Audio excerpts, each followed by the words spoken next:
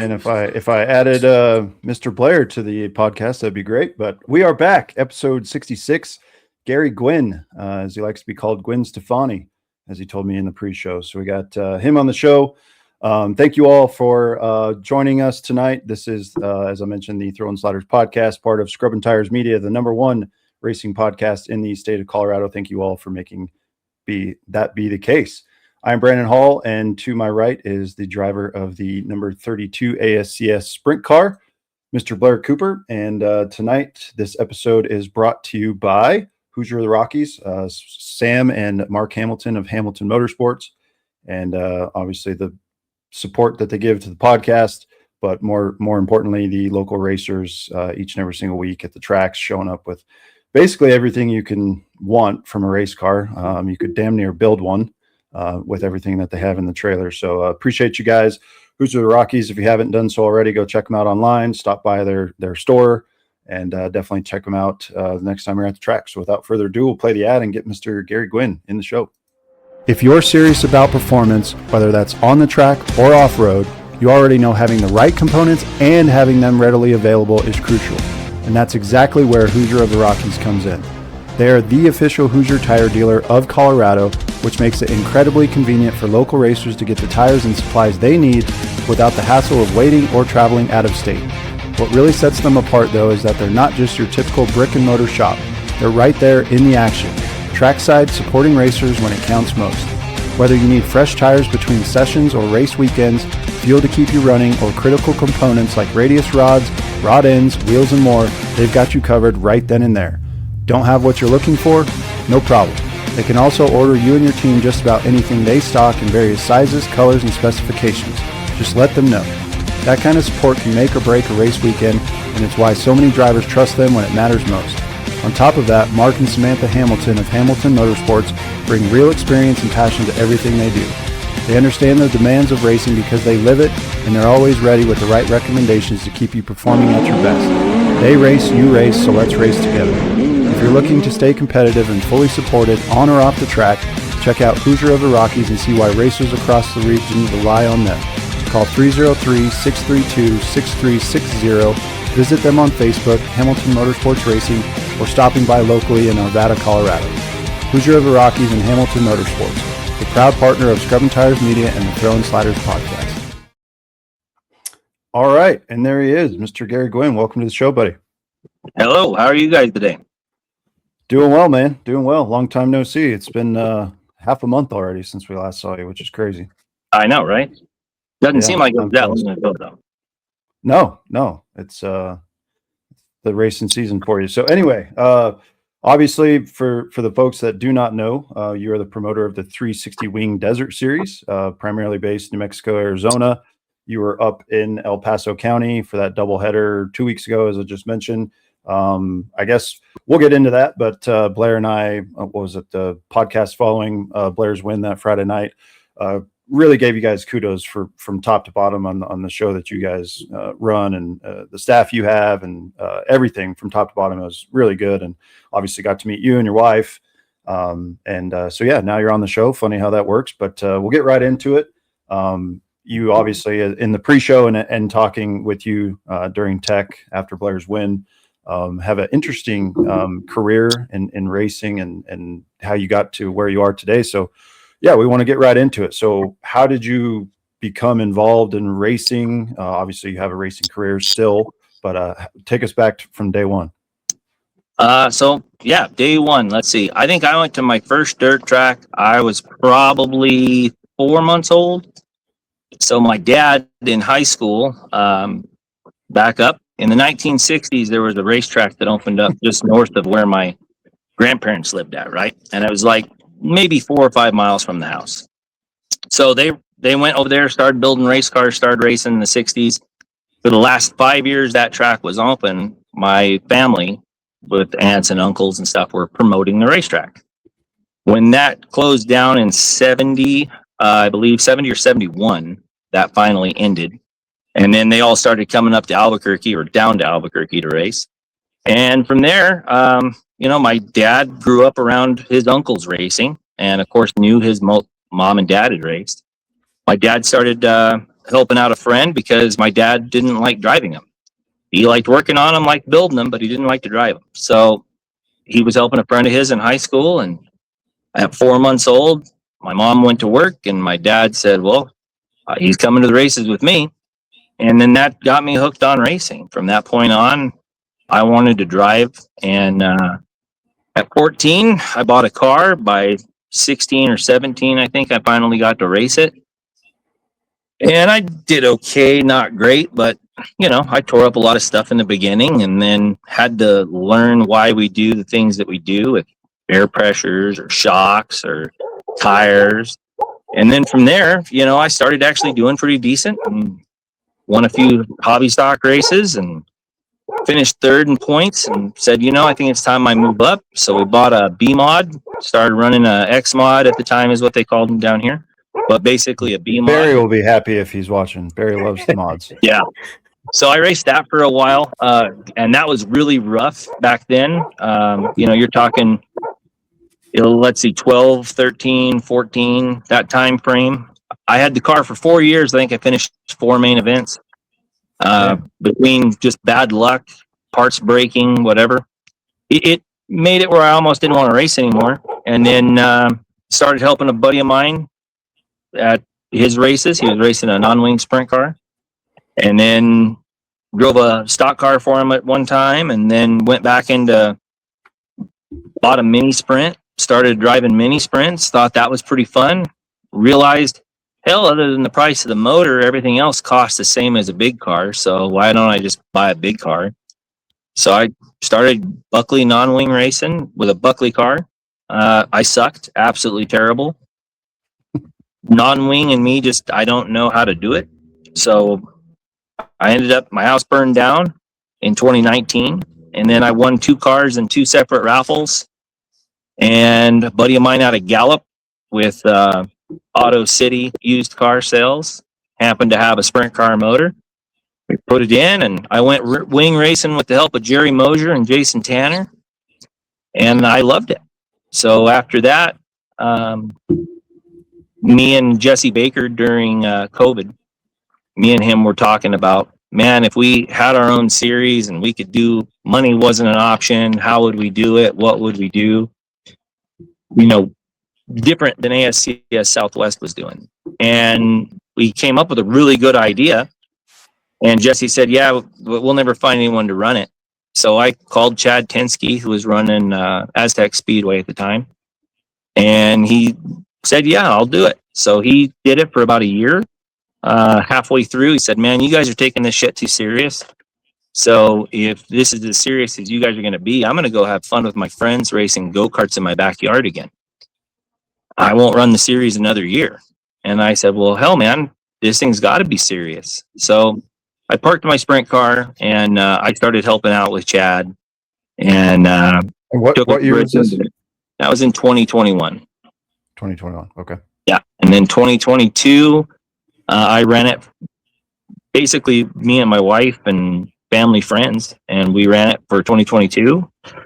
And then 2023, it was me, my wife, my nephew, and my niece, and they would come and help us out. And it's just been that way pretty much ever since. I have a few friends here and there come out and give us a hand at a race, a big race especially. But yeah, for the most part, it's just me, my wife, and my daughter now, who, although I didn't have her with me in the infield at El Paso because it was a rodeo arena, normally I have her with me and I'm teaching her how to set up the chalk line, how to set up the cones, how to do the choose cone, whatever. She's listening to me on the radio. That way she understands what I'm doing and why I'm doing it. And she's going to, hopefully at the end of this summer, when things kind of slow down on our season a little bit, I can get her mini sprint fixed and she can go racing herself. Hell yeah. Yeah. So I want her to be able to both, makes you a better driver. Speaking of the choose cone, obviously in the drivers meeting there at El Paso that Friday night, we were listening to you talk about that. And unfortunately, we didn't get to utilize that, right? In the main, it went flag to flag and didn't even get to see that. excited. Not to say I want cautions, but you don't really see that too much at the local level with a Well, choose Blair, cone. you raced Saturday, and we had a couple of the choose cones on Saturday night. What did you think of those? I liked it because I was back there when it got that slick. I thought there was a couple times I was trying to do the math and look at what everybody was picking up there in front of me, being towards the back. And there was one time I took the outside of the choose cone. I knew that was the bad lane and not the place you wanted to be, but I think there was 3 guys ahead of me that picked underneath. So I ended up clearing maybe 1 or 2 of them, and then they ended up probably getting back around me because the line was plugged up. But yeah, it definitely, I do like it. And I think what we thought was smart was that you guys took it away for the last 5 laps so that everybody just didn't absolutely dive bomb each other. So I really do. I like the choose cone, unless you're probably in second maybe, or, so it depends on where you're lining up and what kind of car you got. But, that's just the luck of some nights. It probably help you. Some nights it might hurt you. Well, and so I did this big thing last year where we were talking and I said, I'm going to do freedom of choice. And my freedom of choice decided with me that we were going to start doing, with the top 8 redraw, I was going to let the pole car pick inside or outside lane. And then I wanted to do a choose cone. And we did it at the High Desert Nationals, our first big race that we had at Vado Speedway Park in Vado, New Mexico. And it worked really well. We liked it. So we said, okay, we're going to keep doing it. And I thought, man, you get the freedom of choice. And what I mean is you now have the choice to make your race or lose your race. If you want to be a hero, you can try the outside line when no one else is. And, maybe you're a hero or maybe you're a zero, right? Maybe that bottom line is just too fast. But at the same time, I've been watching track conditions too. And if the track conditions aren't there to hold a 2-line race, or I don't see that it's there to hold a 2-line race, then I kind of want to go back to doing a single file with a cone. So I leave that kind of in there as a what if, you get on a real dry, slick, dusty track and there's just no chance of passing. That you run too wide, you're probably going to tear something up. And man, sprint car racing's expensive enough. I don't want you guys tearing stuff up.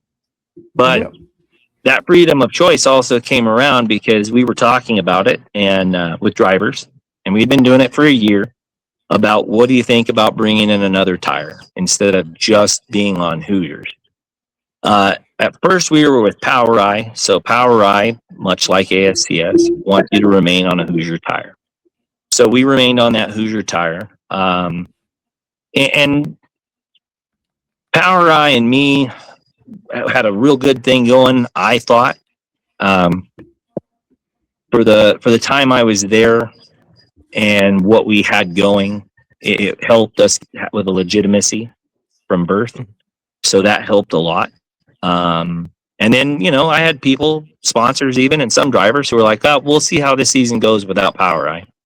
But that's where I really started pushing this idea of, what, if you're going to have the option to choose inside lane or outside lane when you get pole, high limit does it already.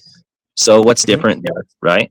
The choose cone, well, I've seen choose cones at everything from NASCAR all the way down to a local dirt track. So, nothing wrong with it there. I did have some drivers tell me, man, if you start too wide on a restart, we're going to tear a bunch of stuff up.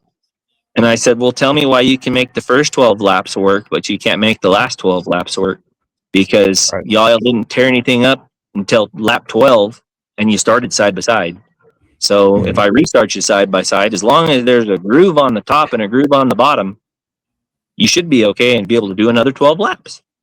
And he kind of agreed begrudgingly, but now he likes it. It just took him going from 6th to, from like 12th to 6th. Nobody chose the outside lane at Show Low one weekend. And is that who you were referencing in the drivers meeting when you said that? Okay. Yep. So Rick Beal just decided, I'm going to go to the outside. No one else is. I will. And man, he got up by a lot of cars and stayed in front of them. So, it's definitely a make or break situation. But it gives it another facet to make the fans interested to see where their favorite driver is going to go and why. And I think if you make the racing more interesting for the fan, that you're going to win. And if you make the racing more interesting for the driver, you're going to win. So there's not a downside to it, right? So as I was talking about with the tire, I wasn't getting much financial backing out of Power Ride. Surely not what I thought we should get. And it wasn't rubbing me the right way. And there was always an excuse, like you guys didn't have enough cars to join the membership, or you just didn't have enough races, or whatever it may be. So after we did that $10,000 to win the first High Desert Nationals, and then it was still an excuse on why there was no money to help out with our champ fund. That's when I said I'm just going to go my own way. And in going my own way, I'm no longer locked into having Hoosier as my only tire. So, durometered out an MC2 American Racer. It was one off of a Hoosier medium. So we said, well, what's the cost difference? And when we found out the cost difference, that's when we decided we had to do this, because it's the only way in motorsports we can save somebody money who's a racer. And I'm going to say this because, Blair, you'll get this. Sprint car drivers, or any race car driver really, is their own worst enemy when it comes to making racing more expensive. Because we all want to go fast, and we all want to go fast, longer and faster and quicker. So we push for rules because, hey, I can do this. And you're right. A lot of guys can, like ASCS, in my opinion, went completely downhill after they allowed ported heads. It upped the money, right? Now, you can find some places are more expensive than others, but you got a ton of money in engines these days. And I've heard numbers from 60,000 all the way up to 80,000 if you don't have anything, right? That's just you walk in, you buy a motor, and you leave. How many people in America can actually do that? Right? Like, there's few of us. So we want to have more people to race with. So we got to find a way to bring the cost down so we can get more people out there.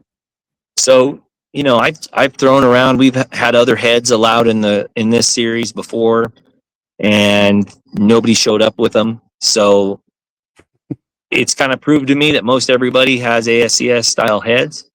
I still allow the 11X heads, as stock, or with the gasket from Rodex, if you can still find the gaskets.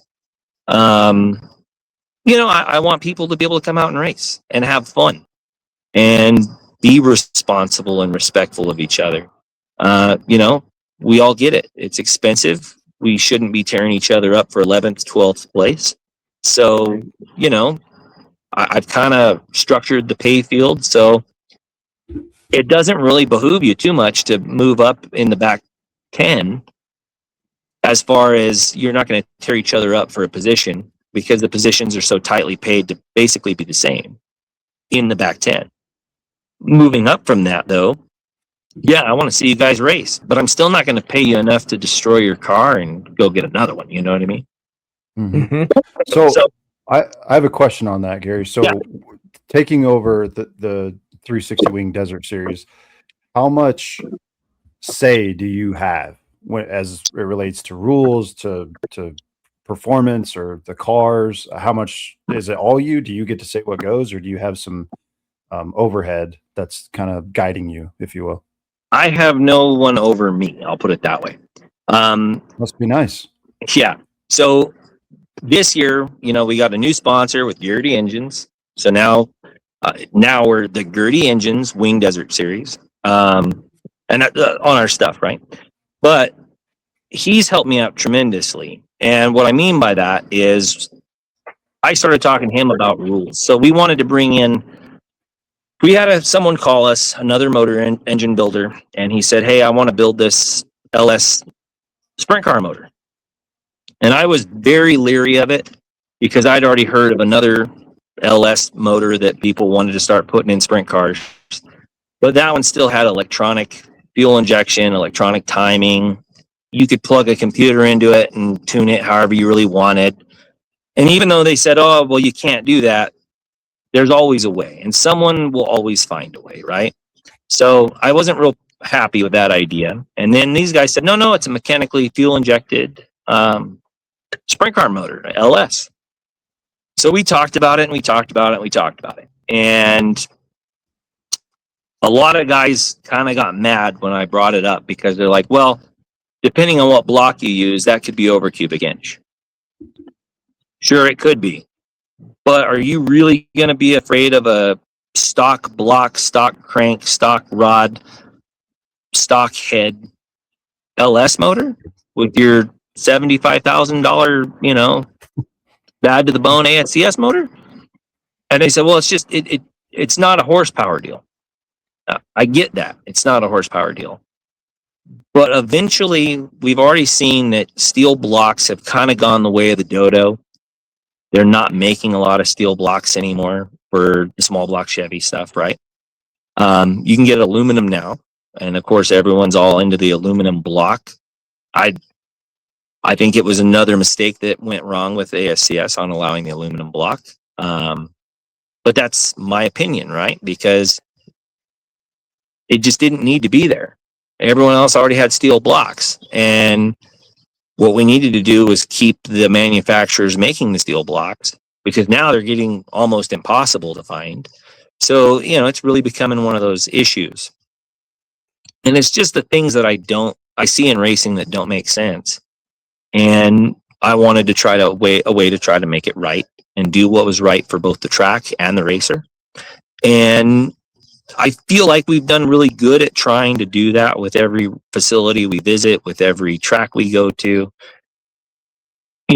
I came up there to play in your guys' backyard, and I feel like, I kind of was able to do our rules, our stuff, and I didn't hear anyone complain about it. Like, Blair, you beat all of my guys. I brought my fastest guys, and you beat all of them on Friday night, right? Mm-hmm. Saturday night, we had a Canadian win. So, that's awesome, right? Like, I'd never had a Canadian in my series before. So that was even cooler. But it's one of those things of what can we do right and what can we do that just makes racing better or safer or cheaper. So, we started out in the different tires. Like, for instance, this year we have a completely open tire rule. If you want to run a Dirt X tire, you want to run a Hoosier tire, you want to run an American Racer tire, I don't care. If you want to run a wedge tire, you can run that. I'm more about you guys coming out and racing and having fun, not tearing up equipment and saying, man, that was a great weekend. Can't wait to do it again. It makes the fans happy. It makes the drivers happy. It makes the the tracks happy. It makes everybody happy, including the sponsors, Sure. Well, we talk about it all the time, is that cars on the track put asses in the seats pay the purses, and it's all cyclical, right? I mean, it's just basic economics of the sport. But you do even have, like, when you started mentioning that, I see that there are other 360 series in the country that are opening up a lot of different things, and not following the baseline package, like you said, with the tires. But we also have a bigger test case in Australia. A lot of the Americans who went down there this year, even on a bigger right rear tire, I think they were on an 18-inch. You can basically run what you brung. And obviously, guys, if they can figure it out on something cheaper, that would be, obviously the teams that are truly dedicated to being fast, that aren't, kind of to do it for fun, and we just want to, run as well as we can. The guys that are out there to win are going to spend the money to bolt on whatever works the best. But say that cuts you down. You say you could only race 8 times. Sure. Maybe you go to a couple shows where the track's either going to take rubber. You can put on that cheaper tire and just trash them and wear them out, or you can at least substitute in some. Like, I think when we came down to Aztec that time, by the second night I threw on a Race Saver right rear because I had torched both rears, and maybe even both Race Savers. And it was trash too. I think we were like $45 cheaper or something. Oh yeah. I couldn't tell the difference in the car once it took rubber. A little early, it was kind of, you could tell I wasn't making as much bite. But when you go 8-10 laps and now you've got them sticky hot, and it's train tracks, it doesn't matter. So at least that gives you an option. Yeah, I'll tell you the part I liked about it. So last year, my champion and second place both ran American Racers pretty much the entire season. They'd have a few Hoosiers that they'd burn off here or there on a practice night or something like that that were used, or maybe they had a brand new one that they'd been waiting for. But anyway, they mostly just ran American Racers, and they all both said the same thing, and it really surprised me, which was they thought those tires would take off faster, and that they didn't need as a heat cycle, or after they'd heat cycle, instead of getting harder, that they would actually get better. I also had guys say they just fire right away, whereas a Hoosier, you kind of got to wait on it. I've had also other drivers say, man, I couldn't stand that tire. I didn't feel like I had control in my right rear. So it's kind of a hit and miss on, seems like preference almost. But I will say that the guys that ran American Racer did have to put more gear in their car, average of about 15 points to keep the same RPM level that they had with the Hoosier. Interesting. And that was at Sholo, right, at Deuce Clubs. Okay. So, when you're down there, depending, some nights it's, really tacky and really fast, and other nights, you fight wind or sun, and that's always the problem in the Southwest, right? Wind and sun. Sure. And even for you guys in El Paso, wind and sun, right? It just beats on a racetrack. But if it gets to be a more of a one-line racetrack, the American Racer seems to last a little bit longer than the Hoosier as well. We noticed that last season at our big show at the High Desert Nationals at Vado, and that was just a good deal. I mean, we paid $10,000 to win that night, and you go around and look, and it's like, wow, there was a arrangement of tires and how worn out they were. So it was pretty neat to see. But that's a place we can save a driver money, and if I can save you money, Blair, how many more times do you come to the racetrack? Sure. Yeah, no, it definitely is.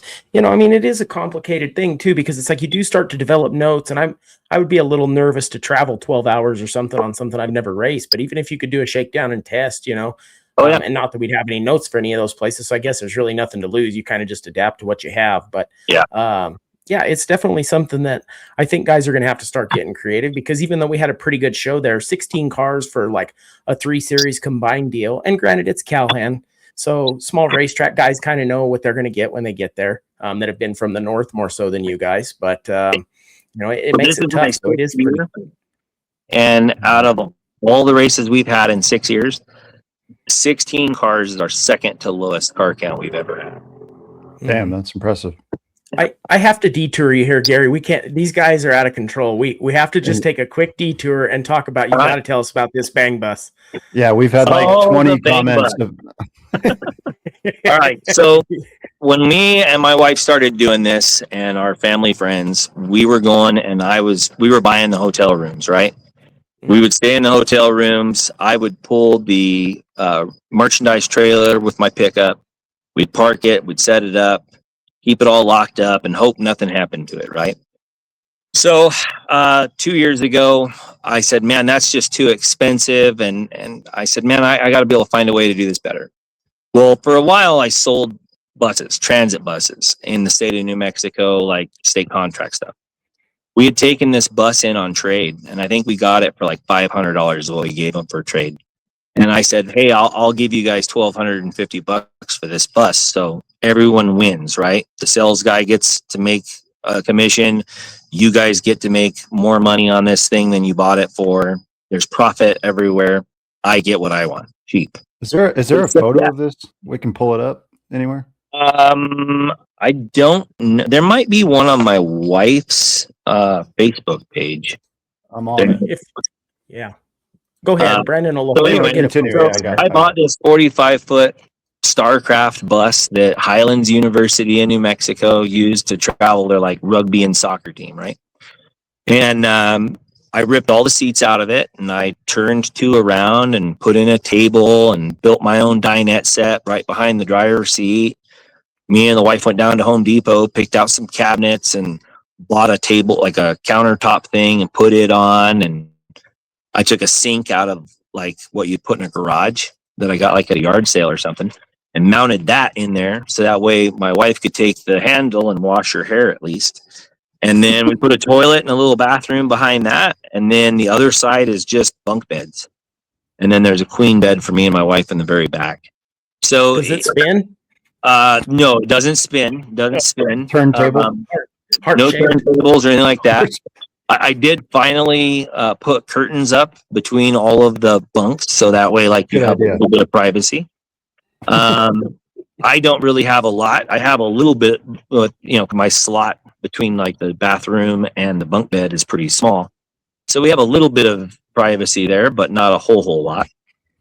And then the dinette folds into a bed that's like 6'8", so I can sleep 7 people in this thing, comfortably. Nice. 7 people, right? It's tight with luggage. It's tight with drinks and things like that. So there's not a lot of storage. That's the only downside to it. And it's got like 208,000 miles on it when I bought it, and I think it's got like 226 on it now.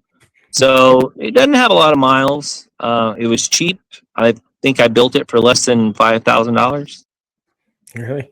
Yeah. Why are you the folks in the comments want to know why you didn't do the episode live in the Bang Bus? Because really the Bang Bus thing about this has really only sparked off since like this season.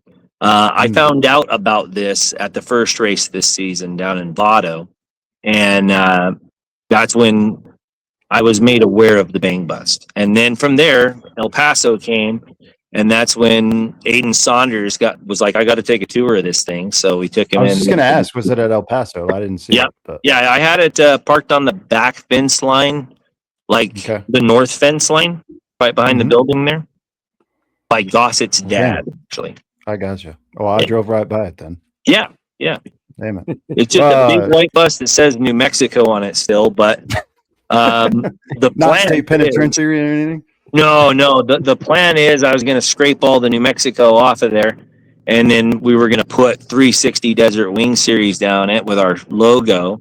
But then we got the Gertie sponsorship, and I just haven't used my own money to buy that sticker yet, because I could probably take some of the money out of what he gave me, but I'm trying to make sure that and much more goes to the drivers at the end of the year. So that's fair. Well, now we know. So this will be a little bit of challenge for all the racers. I know we got a lot of Southwest guys in here, some Northern Plains, so guys from all over. So if you see this bus on the road, expectation will now be. Oh, here we go. I'm just going to walk over around the house here and take you guys to it. Live on location. Might as well. I'm right here.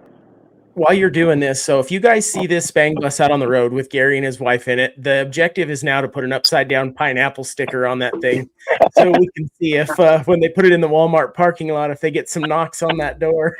All right, you want to hear something saying that right when I took a drink? So let me tell you something really funny about saying that. My in-laws live in Florida, and they come out here and spend the summer with us. Well, I put an upside down pineapple on top of the orange on the license plate, and they didn't notice it for a while. It was pretty hilarious. So now you got payback coming. Ta-da! That's nice. Oh, nice. Yeah. That thing is slipstream, baby. Yeah. Damn, look at that thing. Yeah. You gotta have 45 feet long. Dice. That thing needs to be pimped out. Yeah. No, you know what I do have though? I've got the like privacy curtains and all that stuff in there, and on all like the doors and the windows and such, right? But my wife was talking to me about this, and she said I needed to do something that would keep the kids entertained. So I think we're going to have to put a TV and a DVD player in it, but that's going to be about as far as it goes. But what about a slide off the back? Face, because Aiden and I had Starlink in the Bang Bus before you did in your race hauler. Oh, there you go. You got Starlink in there. We're stepping up in the world. Actually, I had to let the track borrow it the other night. There you go. Barry wants to know, was the name given or earned? How did that come about? So it was given before anyone knew it had been earned. But yeah. Perfect. Good answer. Well said. Oh man. Well, thank you for the tour of the Bang Bus. Man. That was we don't. Well, I mean, I would have opened it up. I just don't have the keys on me. So No, it's all good. That's a nice rig. Yeah, thank you. You know, I think somebody ahead. needs to also, if we could get maybe some mirrors donated for the ceilings, we could get some shag carpet in there. We're gonna need the swivel bed. I mean, let's really go all the way if we're gonna do Yeah. it. So that's next time I see that thing. Oh, come here. Hold on. You guys got outvoted. Uh-oh. Hey, You said no Jessica carpet, making no an appearance. mirrors. I've been listening the whole drive home. Perfect. Well, we appreciate you. Thank you for letting him tour the bang bus for us. Yeah, I was reading through the comments. I was like, oh, Connor. No, they were hot and heavy on it, so we're glad we got that out of the way. Oh, and Brayson. Yep. And then my daughter, Alabama, came to also say hi. So Hello. Cool. Welcome to the podcast. she sprinted in from softball practice, put on her official shirt and her Votto hat, and then ran over here. So, that's awesome. yeah. There were some comments about people loving that it's a family affair, and it definitely is. Yeah, I tried Absolutely. to quit last year, and then I didn't. And, now it looks like It wasn't at least a most few fun. more years I'm going to keep doing it. Yeah, you're in it. You're in it. Nice. The kids want to Well, race? Yeah, so Alabama's got a micro, my old micro. I'm going to put her in it later this summer. And then my son has her quarter midget, but when she got the quarter midget, it was like during COVID. So, we weren't able to race it. And then I had a hernia operation. It was a whole thing. So my son's going to drive for that car for the first time. The same weekend, I'm going to take them both up to Cart Canyon and Aztec and let them see what they can do. Very cool. Oh, that's cool. Yeah. Well, back And to the we do have a diversity. Camaro that Oh, go ahead. I'm going to drive, and then my wife's going to drive after that. So Damn. Busy Cool. family. trying. I was going to say back to the we'll call it the diversity of allowing different tire manufacturers. I remember back in 2019 when I ran the offset carts on dirt. Mhm. Obviously not the same thing as a sprint car, but they had an open tire rule, and I chose to go with the pink and blue Burris. And then other folks started running Hoosiers, mainly on the bigger carts. But then the Vega tire came into play, and it really was like night and day difference based on the style of track and all the rubber that would take up on that, because it was a flat track, or is a flat track track first and foremost, and then they just sprinkle in carts. But it is amazing to see, number one, that tracks are still trying to add some diversity, if you will, to like, hey, as long as it's legal and you're not doping it up, like just bring it, man. Like run it, and we all can learn. And then people are going to start talking in the garage, in the pitch, right? Like, oh shit, Blair's running American Racer, and like maybe I need to do that. And then it just kind of creates more racing within the racing strategy and stuff. So I think, again, hats off to you guys. I know I opened the show with that, but hats off to you guys. That people don't realize that I think is important. So let's say I'll use myself. Let's say I'm racing, right? And I have an open tire rule, but I like racing American Racer, or I like racing Hoosier, right? If I'm doing good and winning, I might be able to go back over to Hoosier and say, hey, like I'm winning with your tire in this open tire thing. Can you guys help me out with the price? Maybe they say yes, maybe they don't. Maybe American Racer says yes and Hoosier doesn't. But why are the series and the people that already get our money also getting a kickback on the tires? And why are we doing that for a champ fund? We could raise completely separate and lower the price of this mandated part to the constituency. That's my whole thing, right? Like, if you can't find a way to make it cheaper for the driver or produce the best product, what's the incentive? If you're just going to give everybody money and make the tires $1,000 a pop, then okay, yeah, someone can give you $1 million for a champ fund or something, right? But I just don't understand why the series are trying to do that when we should be helping the drivers get to the track, not cutting their throat to get them there, right? Right. Yeah, no doubt. Have you, like, going to all these tracks, have you heard from the track promoters, or maybe a different series that you're kind of blending? Like El Paso is a good example, talking with, the promoters of the track and or an ASCS person, and you start bouncing ideas off of each other, because obviously they're going to, if they don't know about this, they're going to find out about kind of the diversity and what you're trying to do. Have you guys started to have those conversations, or are they just stuck in their way saying, to hell with Gary's doing, we're going to stick to what we're doing? I just had a conversation last week with Lonnie Wheatley from ASCS, and it was kind of I've got this big race in Vado, and then for the first year their ASCS race and mine doesn't go over top of one another. But then we added this other show at Yuma as well, and it's another 5 and 10, 500 to start night 1, 1,000 or 900 to start night 2. 5,000 to win night 1, 10,000 to win night 2. And now that we're not going to be competing over the same date, we're hoping that some of my guys will go race with the ASCS national guys, and I'm hoping some of those ASCS national guys will come race with us.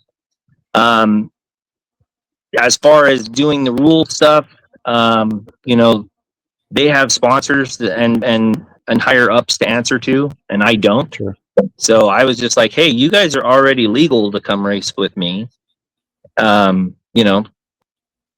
don't want to exclude any drivers. So like if Sam Haferteep shows up at one of my races, I'm going to do the same inspection, the same stuff, the same everything.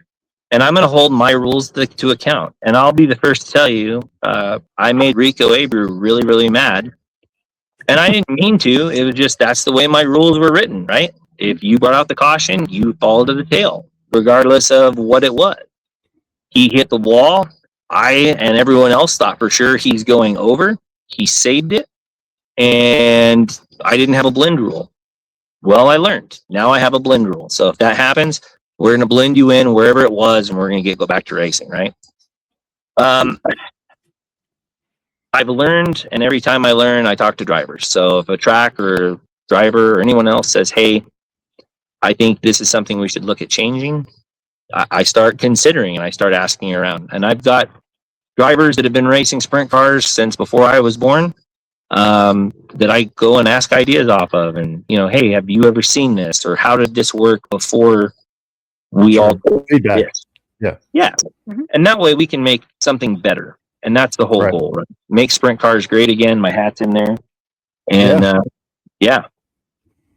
No, that's honestly awesome. And I think we could probably have another episode just on changes that we can make to make everything better. Obviously this year, ASCS 2 years ago, and they didn't like my proposal at the time.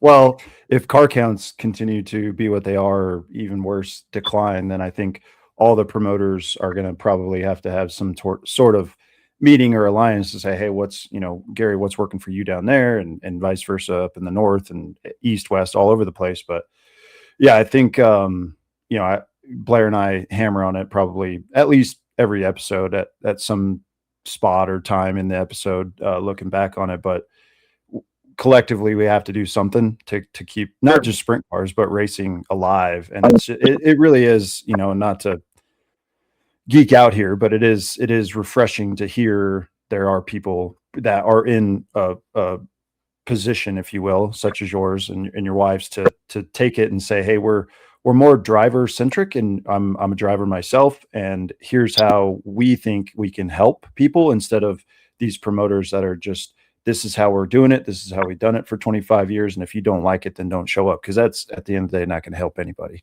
Oh, 100%. It just, you have to ask that question of, if it worked for 50 years, why do we change it?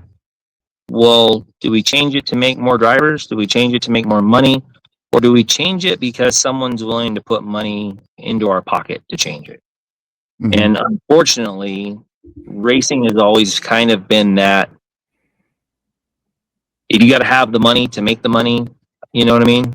If you got a lot of money, you can get a better car. You got a lot of money, you can get a better motor, better tire, whatever it may be. I've had guys literally during COVID call me and say, hey, I want to come race, but I don't have this tire because I don't have the right last name for the region I live in to get a tire. So, we all know what that was like during COVID. But that's the stuff I'm trying to make sure we don't have happen again. We want to have those tires. We want to have the diversity in an engine that could be competitive, or at least get someone started, right? But we have to work on that. In a whole, we have to try to get more kids to the racetrack. That's something that we all have to think and do better about. You know, Spencer Hill brings everybody candy every time, right? Gives it out to kids. Like at the top 8 redraw. Like I wish more drivers did that, or sign a kid's autograph. You know, get those. What'd you say, Blair? I go sus, but yes, he does. He does. He does. But I mean, you know, it's those little things that the kids will remember, right? That sprint car driver gave me a candy. And then, you know, he walks by the merchandise trailer and says, "Hey, look, there's that driver that gave me the candy shirt. Mom, can I get his shirt?" Absolutely. And then now you've got money back in your pocket because you sold the shirt for the price of a son and a handshake. I thought something creative you guys did when I was the first time I'd ever raced with the series was like I was able to take my t-shirts to the merch booth, and then like I had a trash nose wing from I think the second night. And so for those promoters or anybody that doesn't know this down there, when we had something happen or parts were broke or like guys had wing boards and stuff, they would actually take them to the booth. You could tell them a price. I think you guys took like what, $1 a shirt if we sold them or something. So we didn't have to jack with it. I think we did $5 back then. I think, or maybe $3 when we first started doing it. Okay. We had to round it up to $5 to like make it worth it to. So we can tell you basically what we can do in shirt sales on an average. However, El Paso did kill our average on that big time. Yeah. Those fans don't like to buy stuff, but or there was just too much of a selection, right? But there was something. Anyway, that was the worst in sales we've done since we opened the trailer. But normal nights, you know, we do about $1,500 to $2,000 through there in money coming in, and then of that, I bet $1,400 of it goes out to the drivers, and we end up making like $100 or $200 on it, and that's like barely pays for the fuel to get the trailer to the track and home. Yeah, no kidding. You know what I mean? Sure. Well, no. But one of the things with that though is we had a family come up because they would always stay at their trailer to sell their merchandise, and the mother and daughter of the team, they never got to watch the races together. And so when we first did that first race, they had brought us their stuff. We went ahead, we sold it for them, and it was a pretty emotional, impactful conversation afterwards because it was the first time that they'd ever been able to watch their dad/husband watch the race together. So it was a lot cool. of come out of it. Yeah. And you know, today's day and age, Blair, maybe 10 fans came into the pits after the races. I don't know how many, but it wasn't many. The days of fans coming in and spending, you know, another hour or two in the pits talking to drivers, it kind of ended. So we need to have those merchandise pieces where the fans are, because we're not going to sell them in the pits. So once we started doing the trailer, guys who had the same shirts for 4 or 5 years suddenly were ordering new shirts, and now, you know, pretty much every year to 2 years they're all getting new shirts. Yeah, it's well, and the thing is obviously time, but I do think it depends on the track too. Like if people even know that they can get it, because when we went to Nebraska last year or year before, I literally, like you said, there were so many people in the pits after the race that I think I signed stuff for an hour, and I think it was a national tour race, but I think I literally finished like 13th or something, and it was just like bulls on parade at the trailer. You know what I mean? Because kids don't really care. They just find cars they like or see all these guys. And we sold out of shirts that night, or at least what we had brought with us. And so I think it depends on, like, obviously you guys promoting it, but even if the track would have known to maybe say, hey, give these guys a heads up, you know, it's little stuff like that. Even I wanted to bring up too something unique you guys do that I've really enjoyed the first time I was down there. I've been lucky enough to make the redraw 3 out of 4 times, and to even go in the front of the stands to where you can see the drivers, a little intermission, and we picked the Frisbees that night. I think in Aztec it was footballs, but just the fan interaction, and people are so excited even for a free t-shirt or something. And luckily that was the one I picked, the number 1. So when I won, somebody got a t-shirt, just little stuff like that. You know, I would even donate a shirt for something like that, you know, when we're racing. It's like, because that really gets the kids involved, and not just sitting there for 4 hours. That's tough when you got a 5-year-old, even if they like racing. Oh yeah, and my wife does pretty good. Normally she'll get like toy cars or like the little die-cast sprint cars that you pull back, and usually has something like that in the trailer, ear protection, that kind of stuff. But the other big thing that we do that sets us apart from what I've been hearing around the country, I do a pretty good tech every night, and that's something that a lot of people go, "Hey man, that's different." Normally I have the pump at the track, so we'll pump them and make sure they're 360 cubic inch. You guys got to see my bore scope, and I'll go in an oil pan, down the head, whatever, up the muffler. We'll look at all of it to make sure that the guy that won the race legitimately won. Yep. Mm-hmm. Yeah, and I appreciated that because I did too. That's good to have. I didn't mind. Like we ended up shooting the shit for, you tech the car, went over it, kind of told us what you're doing, and let me blow the cylinder out so I didn't drop any dirt down the intake or anything. So take our time, let you look at what you want to do, and then it keeps everybody at least a little bit on their toes. It's like it's just not free reign to do whatever you want, because honestly, I'm just not smart enough to cheat up a sprint car, to be honest. So, and get away with it. But I've always had legal cars. And so I appreciate knowing that other guys are at least being held to a little bit of account. And we don't see a whole lot of hardcore tech on the road anymore. I think last year, Chris McCauley in Northern Plains made me pull the headers off after going the last 15 laps flat-footed or something at Sweetwater, like 10 laps flat-footed and almost. So that thing was absolutely glowing red. I was like, really? We're just going to sit here for a while, because the leather gloves were smoking trying to take the headers off. But stuff like that, you do kind of appreciate.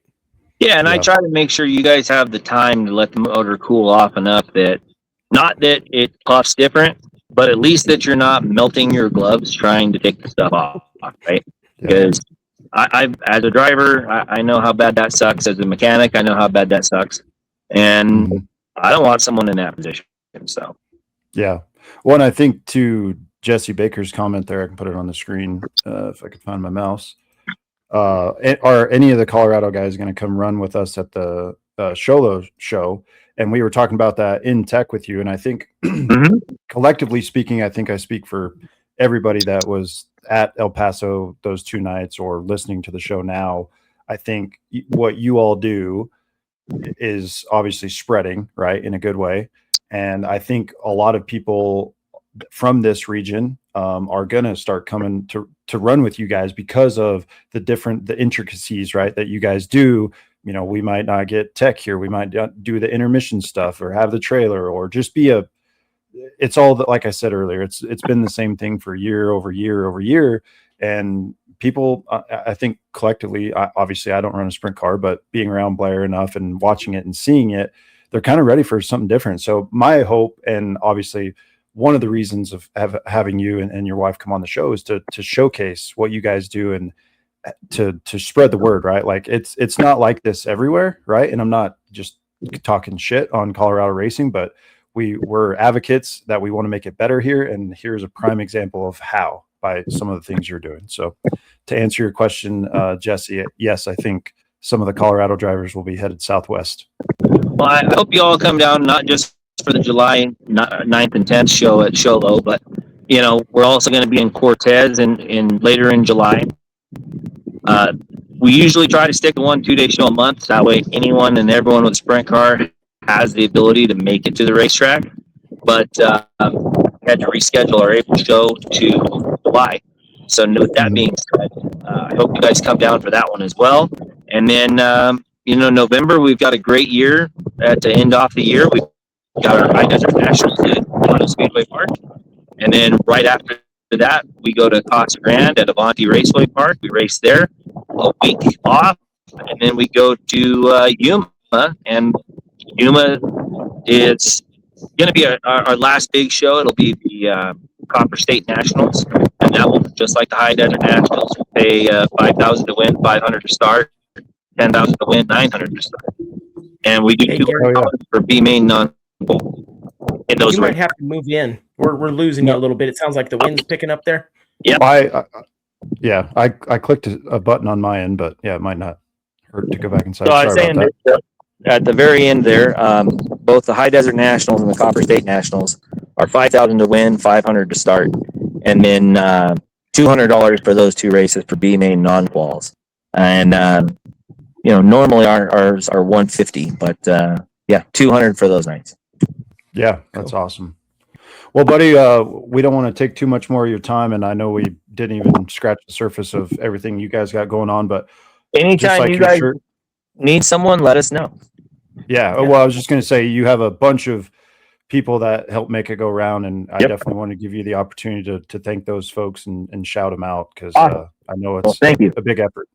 So both on my hat and on our shirt here, we have the Gary Engines, and huge thank to Gary Engines. They're not only helping us with financially on that end, but also with pill draw, and then, or not pill draw, excuse me, tech.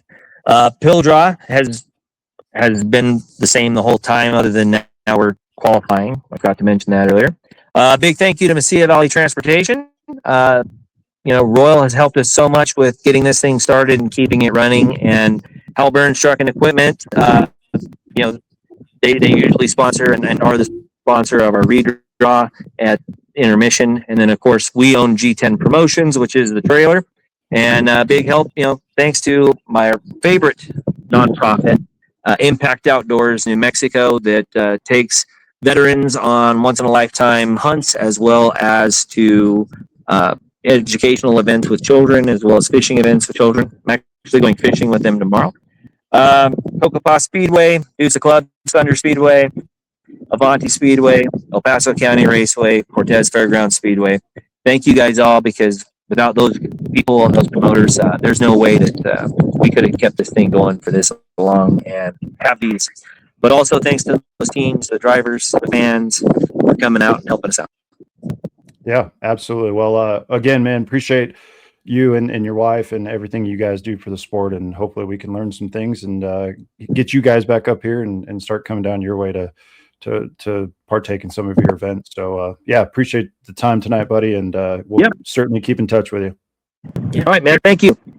We'll be at Vado for sure too. So we're going to check into Sholo. I'll see if what our schedules look like, and maybe we get some guys down there. I know it's a pretty long tow for us, but sooner or later we're going to make it happen. But yeah, I know we'll be at Vado. So Blair, share your number with them. Share your number, my number with those guys, and let them know if they text me a picture of their car and let me know they're coming. We'll do the Facebook shout out, the tow for the show for the greatest of the Southwest. Perfect. Right on, man. And we'll be there with Bang Bus, guys. Bang Bus gonna make an appearance. All right, Gary Guinn on Throwin Sliders podcast. Thanks, buddy. Thank you. All right, good stuff. Like I said, it's just refreshing to hear that there are still folks that genuinely care about the sport and trying to make it better, and not just trying to earn a buck. Like Blair and I laugh and joke all the time that if we were mega millionaires and had enough money to buy a track or whatever, we would try to do the same, but obviously we're not, and we just have a podcast to talk about it. So anyway, hopefully you guys enjoyed that, and thank you to Gary and his wife for giving us an hour of their time tonight to talk about it. Again, that all came together literally during tech at El Paso County when Blair won. So very, very good people, as you guys got to see. So with that, we do want to, it sounds like Blair had a great weekend down there at Honor, rooting on the CMS Midget Series. So we definitely want to get into that. But before we do that, we want to shout out another one of our partners, Mountain Ops. You guys know what to do by now. The promotion code is back, alive and well. TS Podcast at checkout for 20% off.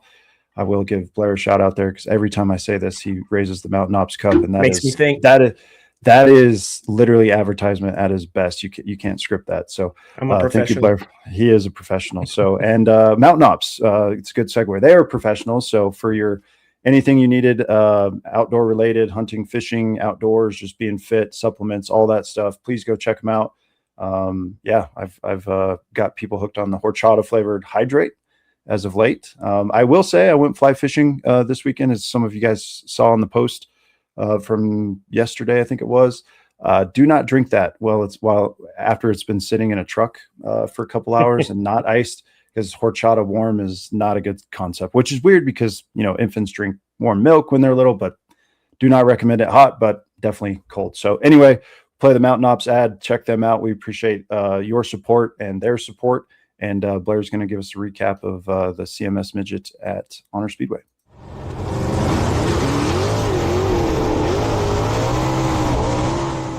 Whether you're chasing checkered flags, chasing elk in the mountains, casting a line, or crushing early morning workouts in the gym, there's one name every high performer should know: Mountain Ops. This team fuels athletes, hunters, racers, and weekend warriors with the cleanest, hardest hitting supplements on the market. Let's be honest, this sport isn't for the soft. Late nights in the garage, long drives to the track, and hot evenings in the pits and in the car. We are built different.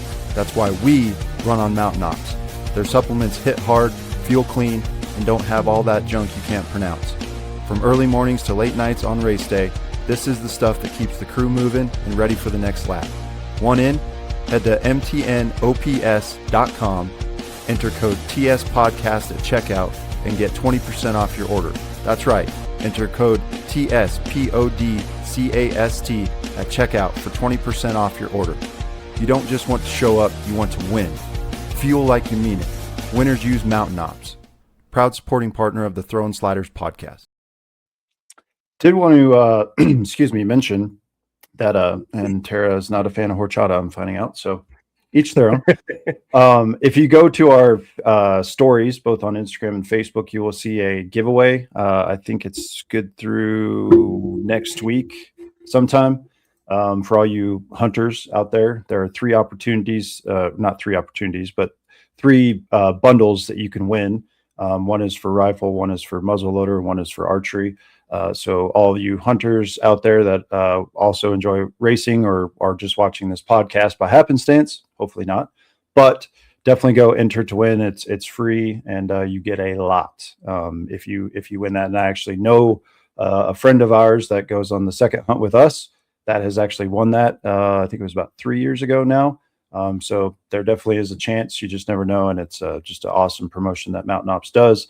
Obviously, getting ready for the fall there. So definitely go check out our story. The link's in the story. You can click on it, enter. I think they just asked for I did it myself. It was phone number, email, and that was about it. So anyway, go check that out. Thank you, Mountain Ops. Let's get into Honor Speedway. Blair, what was going on? Well, man, I just have to give a couple shout outs. My buddy Greg Thurlow got it done in his stock car. We talked about him bringing it out, and he put SpongeBob in Victory Lane, dominated all night. So really some good racing. They're still struggling to get that place rolled in. It's, early we were a little bit worried about it. Just really holding water on the bottom. They need some drainage there, but otherwise, once they always get that place figured out, it seems like pretty good racing. And Trimble and Roush in the heat races, they pretty much were, running away with it. Track got pretty hammered down, a little rough. I talked to Adam for a minute, said they were just bouncing off the side of the seat like football. I can attest to that. In there, but they lined up 9 cars, so it was actually good to see. I mean, compared to what we've been seeing in the midgets last year there, and Honor kind of struggling with some of these bigger classes, getting guys to travel, it's further from Denver or where guys are pretty centrally located. May I ask you a question? Sorry to interrupt. Sure. No, absolutely. I've never obviously raced at El Paso, but is the bottom groove as bumpy as it is at Honor, or no? I don't know that I've ever really ran like flat bottom at Honor. It never really bothers me there. I mean, it may be like I would consider it choppy, but no, El Paso's generally pretty smooth. It's just such a it just doesn't have any grip to it. It just doesn't have good bite. Sandy, right. Kind of, it's just different. Obviously when it hits rubber, it'll get grip, but it was still like when just around the bottom. Yeah, I was just asking that because I remember back in 2023, like to get to the small track for the outlaw carts, we had to go basically obviously where the track entrance is, turn 2 there, off of turn 2, and then ride the back chute and then into 3 and 4. And man, when you're 2 inches off the ground with no suspension, man, it broke the pipe mounts, the muffler twice in one season, and I couldn't keep that thing on. But I was just curious, do you think that's a testament to the type of soil, or what the sprint car will? I don't. It's kind of hard to say too, because that's even like a lot of the midget guys. I mean, it really just depends on suspension. Like a midget's going to get bucked around harder than. No, I mean, like what causes the bumps at Honor versus El Paso or I-76? Well, I think sometimes you're carrying it, depending on the classes. For one, like it's just like asphalt. Yeah, as you're carrying a lot of speed into the corner, and a lot of times you can. It's like a washboard on a dirt road. Yeah, if guys are touching the brakes in a certain spot, especially when you get stock cars or the heavy cars, because they're going to use more brake, they're going to roll in and kind of button it up. Like as far as the sprint car, you can actually hear, like, say it's got grip, but it's still a little chattery underneath. You can, if you're too tight, you'll hear it sucking the right rear under and spitting it out. Like it's like boom, boom, boom in the car. You know, if you got your ears, you know, you could kind of feel it in the tire. But it's making a lot more grip too when it's got moisture in it. Then, so say they were evenly watered, you know, Honor's going to hold. It's so weird because it's all shale powder dirt with some old clay that's there. So yeah, it's definitely, you can get some bite at Honor, where I feel like El Paso just never, like, I've been there twice where it's hooked up, you know, and that's like fall with moisture down deep. And, but yeah, it doesn't affect us as much. I'm sure without the suspension, probably just rattle your brains out.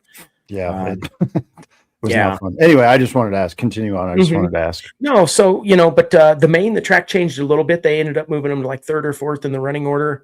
Went and sat up top to kind of see what the cars were doing. Obviously, you know, I'm pretty partial to open wheel stuff. And, you know, they put on a hell of a show. Trimble got out front early and was probably half track ahead, lapped up to 6th or 7th place. But there was a driver. In fact, I follow him now, a Warren. Excuse me, I'm forgetting the first name, but, you know, hadn't seen him before. And I think it was, you know, it came down to like the last 5 laps. Trimble caught some lap traffic, and then you could see the show was going to start. He caught up to him, and then white flag had come out going down into 3. He put it on the inside of the door, couldn't quite make it stick, didn't wreck him for the win. But talk about, you know, them guys running. That's awesome. Yeah. Swear. Caden Warren. Yeah. Yeah, so that was good to see. I mean, those guys all put on a show. You had Warren and then Roush, I think Mark in 4th.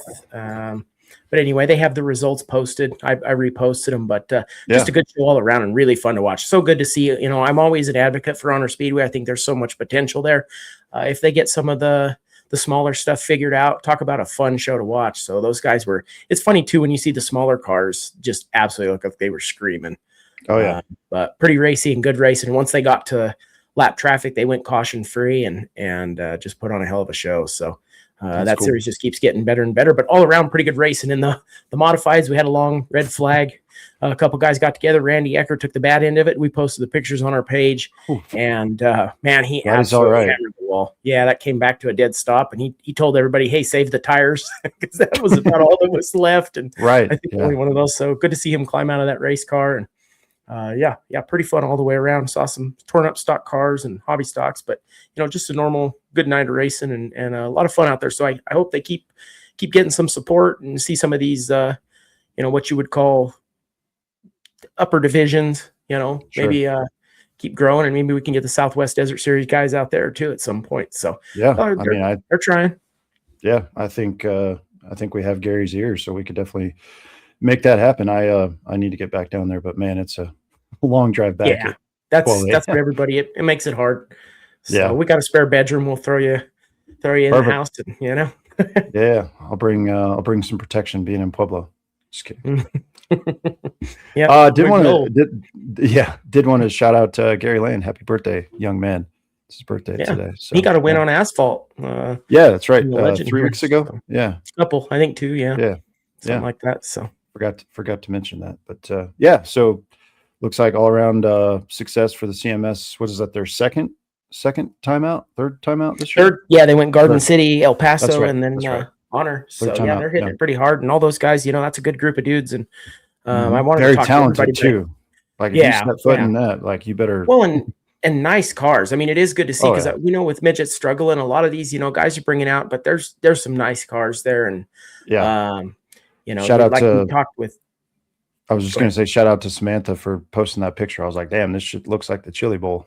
Beautiful cars. So, yeah, they were. And I got to see Danny drove down there to push. So, you know, it was like a reunion. I've been, like I said, a little under the weather. So it's so funny now that I'm getting old. I took some like Tylenol, severe cold and sinus, even though I just have sinus pressure. You probably hear it in my voice, but been fighting that off for like 3 weeks. And I was kind of loopy. So, you know, like I was just walking around, and then we got home and I was like, that's kind of a blur. Like I can't even take cough medicine anymore without being weirdo. It's a thing, man. Like anytime I'm sick, if I take Dayquil or any of those, I'll definitely feel it. Like your mind's kind of like a tingly. I don't know how to explain it, but Yeah. glad you're on the mend. I certainly don't want you to get worse. So everybody's been calling me KB because I've been sick we for don't 3 want weeks that. and just keep racing. So we do not want that. I mean, obviously that's not funny, but it's funny that they call me that even though I'm family. No, it's serious. I mean, funny story that Saturday when you were racing in El Paso, the doubleheader, I went up to Wyoming to celebrate my birthday,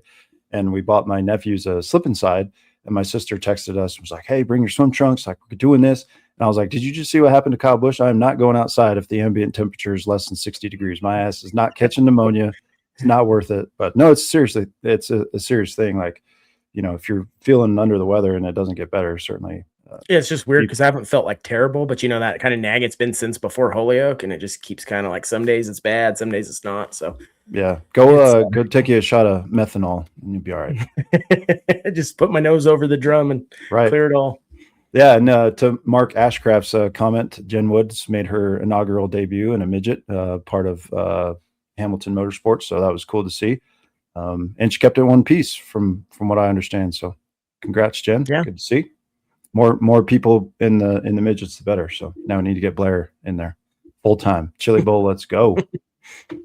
I'll tell you what, Samantha and Mark, I'll make a deal here live on the podcast. If we can get Blair a ride for the Chili Bowl, I will go down there and we'll do multiple episodes from the Expo Center, drunk, whatever we got to do. We will make that happen. So anyway, just an offer if you're so inclined, Blair, but I think you would be. Oh, anyways. Yeah. See, there you go. Oh, and Shayla. Okay. Yeah.